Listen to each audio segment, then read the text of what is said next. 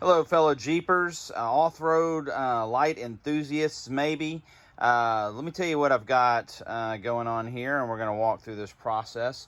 Doing a little experimentation. So I've got a 2022 Gladiator, and it is a sport at its base, and it does not have the auxiliary lighting switch buttons that are on the dash, which would be nice, but it doesn't. And to be frank with this vehicle, it doesn't have any place really solid to put switches. There's lots of available switch plates out there, I guess you would consider it. Some that go on to grab handles and things of that nature. But this dash is just not conducive for switches. I mean, adding a switch. There's no flat spot. There's nothing to add an aftermarket switch. And I want to put 3 different sets of lights on this Gladiator. One being front bumper. It's got fog lights from the factory, but I want to add some LEDs up underneath the grill guard. I would like to add some windshield lights and also some reverse lights, because the backup lights in this thing are just horrible.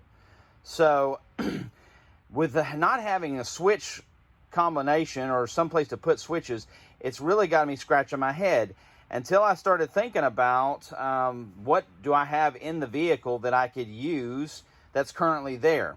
And so what I've come up with is I do not have a garage, but there's home link buttons that are in the dash. So if you don't know what the home link buttons are, I'll show you real quick. Right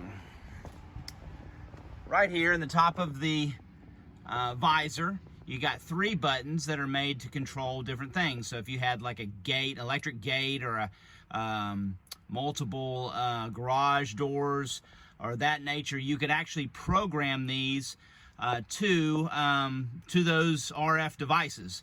And so I got to thinking, well, couldn't you control any RF device? Any kind of RF receiver, could you not control those things with those buttons? And the answer is yes, you can. They're just made to connect to different RF devices.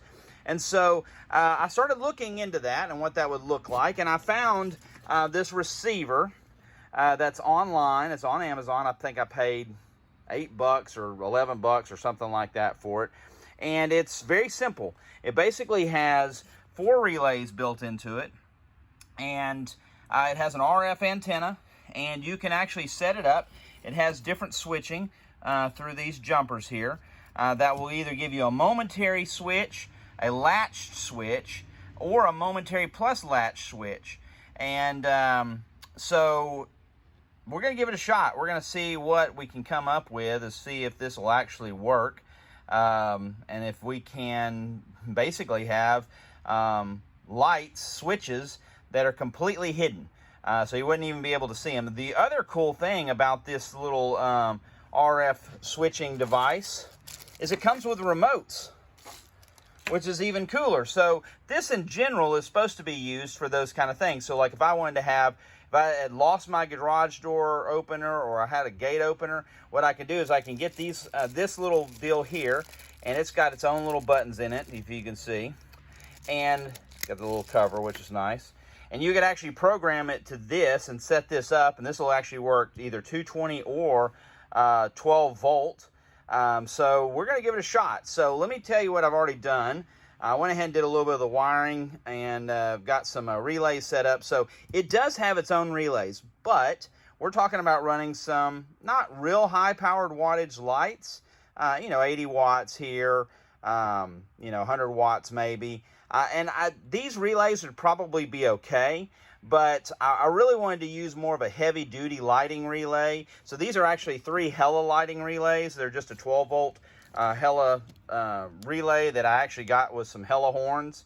And so I've wired them up. And then what I'm going to do is I'm going to use this relay pack to turn on these relays that will then send out power to the lights. So basically, this is what we've got. So you've got 12 volts in ground that are going to come to here. That's my red and my blue, because I couldn't find any black wire at the moment.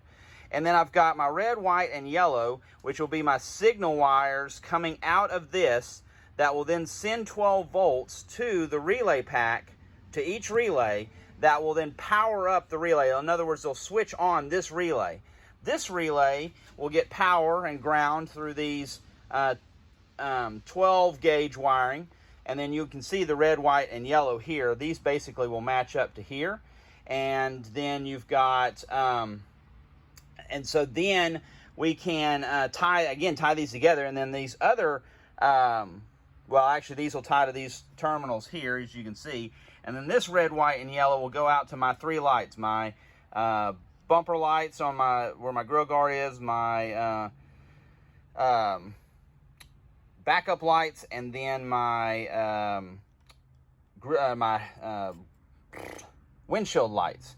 So what I'll do is this will all go in there. It's got a little cover. It's kind of white, so we're going to try and do something about that, paint it black, and put that together so that we can then press this remote or be able to program it to the home link buttons in the Jeep, which will then turn this to turn this on, and then it'll send signal out. So that is the theory. That's what we're working to see, and I'll show you kind of where I've got an idea of where I'll put my relays. There's not much room underneath the hood of these Gladiators, but there is a fairly convenient spot right here next to the battery. So you can see there you've got grounding spots. You got a grounding spot there. You also have a grounding spot here. You've got a little bit of space here, and then you've got, of course, you've got all your power connections over here. Of course, you got the battery if you want to go straight to the battery. I will more than likely go to the distribution box. And so you've got a little trough. You can run things. We could even run things inside the factory looms, and to make it a little cleaner, which I probably will do. I'm a big fan of making it look as close to factory as I can, and so we'll see how this works out, and we'll give you a little bit of some tidbits on how to wire this up as we see how this comes together. All right.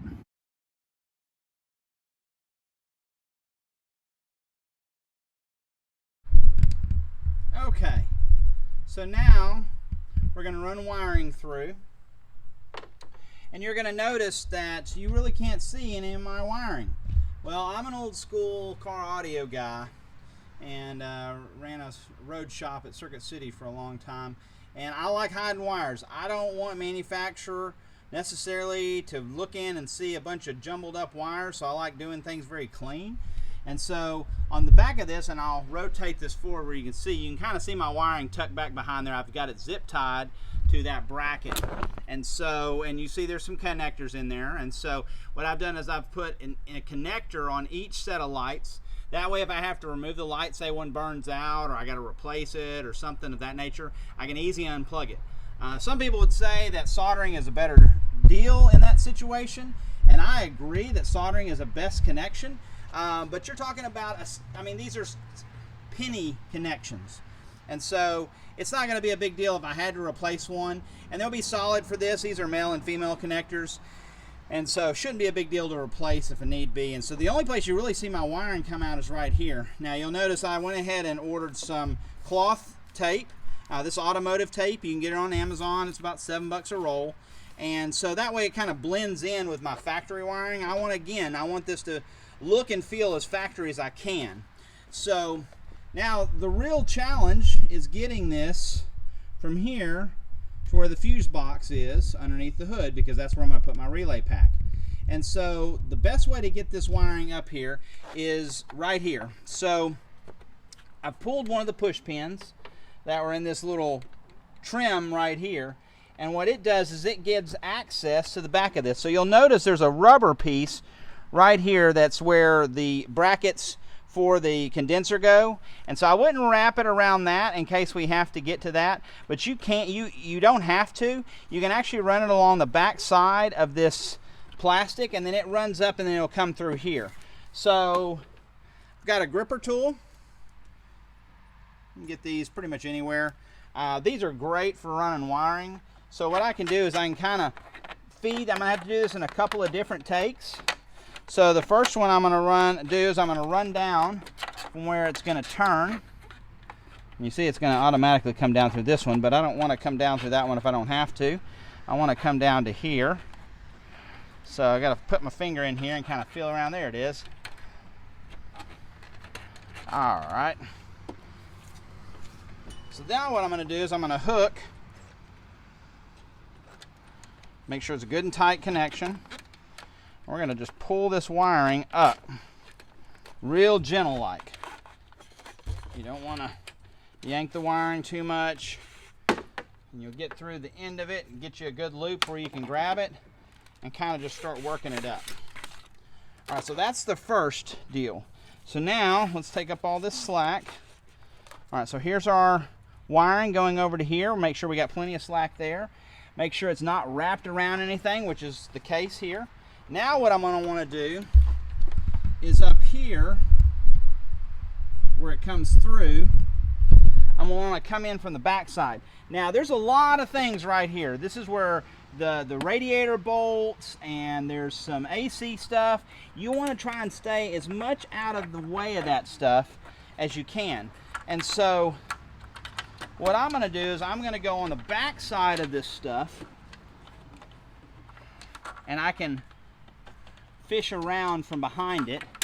I can actually fish through right here on the side of it, which would be fine too. That way, if someone goes to remove, I mean, if they remove the whole core support, yes, you're going to have an issue, and you're going to have to cut some wires and take some wires loose, and that's normal. I mean, you can't avoid that. You can't be so precise that you run it exactly. I mean, you can, but I'm not that precise. And so just getting it to where I can push it, where I don't get it behind anything that's a change out piece. You know, if I total this thing or wreck it and they're gonna have to replace something, that's a different story than if they're having just to replace a component. So here's our gripper. I'm gonna make me a loop. And it's hard to, I won't be able to show you.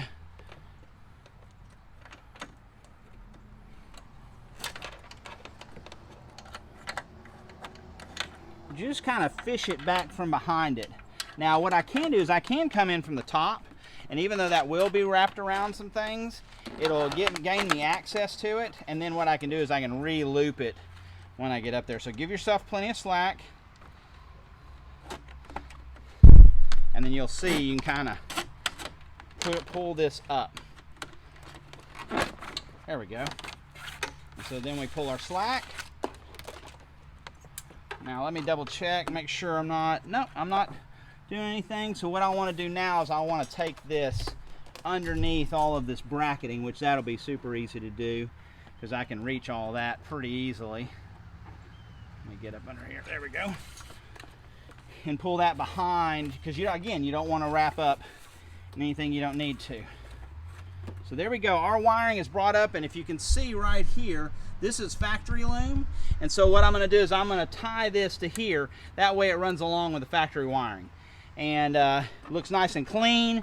This is out of the way. Make sure we have plenty of slack down here. We don't want to have it too tight.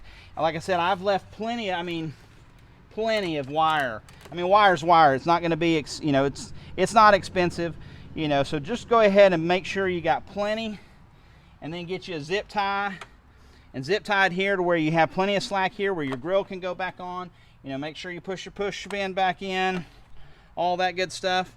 And there we go, voila, you're up here to this. And so the next video you'll see how we wire up all the other good things.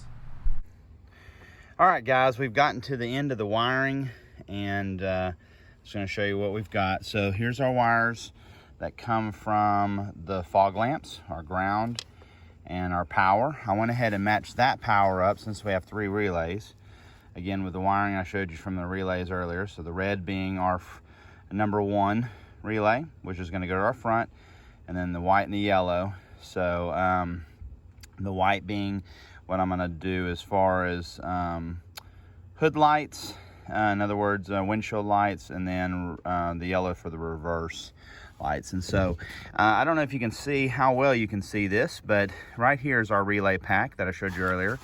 And then this is our interface pack that also has the relays built into it in order to be able to talk to our home link. And it's programmable, and also of course it has the remotes that I have as well, so that we can remote control it remotely. So there is, again, only one real good spot to put anything relay pack up underneath this hood. There's so much stuff under this hood, which is probably unnecessary, but that's just the way it is. And so I've got this one spot next to the battery. You can still gain access to the battery tie down and get the battery out. There's still plenty of room. And so I've got the relay pack zip tied in. And then you can see here, this is our main battery ground for all of the relay and the small pack. And then, I don't know if you can see, but this wire right here that I'm wiggling, this is our main power that then will run over here to our 1, 2, 3, 4, 5, 6, 7 points of connection for power. Now these are connected to other things. These are also fused, which is awesome. So as far as adding accessories, that makes it nice because they will be fused as well. And what we'll do is we'll pick the one that is fused well for what we have and what we're doing. These lights don't pull a whole lot of power, so it shouldn't be a major issue. And so we will connect these connections and we'll go from there. Okay, so we've made all our connections. We put our main ground here. It's underneath there. We put our lighting ground under here just to be aware so that you'll know. This obviously has a main ground for something, and as soon as you start unloosening it, it starts clicking and doing some things. And so I haven't tested to see if my vehicle cranks, but I'm sure it's going to crank just fine. It's just a ground. So anyway, then what we did was I checked out all of our connections here. And so these all are obviously connections for certain things in the vehicle that control as far as power goes. But this middle one is an aux. So if you were to actually add some kind, generally probably the aux module or something of that nature, it's a blank terminal that you could add accessories to. So just be aware of that. You can add some things to it. So I got to get a nut. So that's the only thing it's not going to come with. This is just 10mm nut. It's not going to come with a nut. Should be a pretty easily nut. That's not any kind of weird threading or nothing like that. So I've got one in my building. I'll just have to get it, but I don't have it yet. But just so that you can see it test and see that it actually works and that we have some success, just with the remote, I have not programmed it yet. Again, it comes with this fancy remote. You'll see that you can turn it on and off with the remote. Now the remote takes a little bit of programming, so you can set it up the way you want, but we do have working lights, so that's awesome to know. So again, you can kind of hear the relay clicking. That's the relay pack, which I've kind of hidden down below here just for the moment temporarily, so that I can pull it out and do some testing and tuning and things like that on it. And but other than that, that's pretty much our installation. I'm going to post my wiring diagram in the comments, and I'm also going to continue to further this video in order to know if this thing programs, and we can actually program it to our home link buttons, which that's the goal. Worst case scenario, it won't for some odd reason. So my lighting will have to be done, of course, through the remote, which won't be a big deal. I can put the remote in, put one, I comes with two. I can put one in the vehicle and one on a keychain, and I'll just have my lights there. So, but my hope is that we can program it to the home link. So stay tuned and we'll look at that next. Okay, so now inside the Gladiator, this is a Gladiator. Inside my Gladiator, there's, I don't have, of course, any of the auxiliary buttons or any of that stuff in order to add that kind of stuff. And so what I wanted to do is there's just no place in here to put any kind of switches unless I built some kind of switch panel, which I could have done. That wouldn't have been a problem, but I like my pocket down here. I've got a pen, I got some change, other stuff like that. But there's just nowhere else. Now, they make a switch panel that goes right here, and I just think that's kind of goofy because this is, yes, it's wasted space, but it's kind of odd right there, I guess. And so I didn't like that. And plus, it's like $250. Right now, I'm in this for like $11. So I wanted something cheaper and easier that would be a momentary switch that's RF programmable. Well, what is that? Well, it's right above us. So that is our home link. So again, this box that I purchased is an RF controller. And so it's programmable. You can program other RF controllers to control it, just like these remotes that it comes with. So what I did was I went into the owner's manual to see how to program RF remote for the HomeLink and followed the instructions. And all I did was I pulled the remote that I have, in other words, one of these remotes here that's already broadcasting in RF, which is kind of hard to see. There we go. And I just put it close up to the RF controller and did the learning program. And so let's turn this thing on and I'll show you what it does. Okay, so again, you press the button and it turns on and off, and you see the HomeLink button work. Now watch my lights up front. That's just headlights. Well, yep, coming on and off. It's hard to see because they're on. There he goes. All right, that's with them off. That's with them on. And again, all I'm doing, well, I guess I got ahead of myself. Well, it was working every time earlier. Huh. Turn it off again and see what happens. All right, there's off. All right, let's turn it on and see what we get. There we go. So there we are, guys. This does work. It was a gamble just to see if it would work, but the HomeLink buttons work. Now, the good thing is, too, is if I don't know why it's not going back off. Huh. Let's take a little further look at it. It was working earlier when I had it just... Let's see if I can turn just the on-off roll. Huh. Well, I may have to try and program it again. It was working like a champ earlier.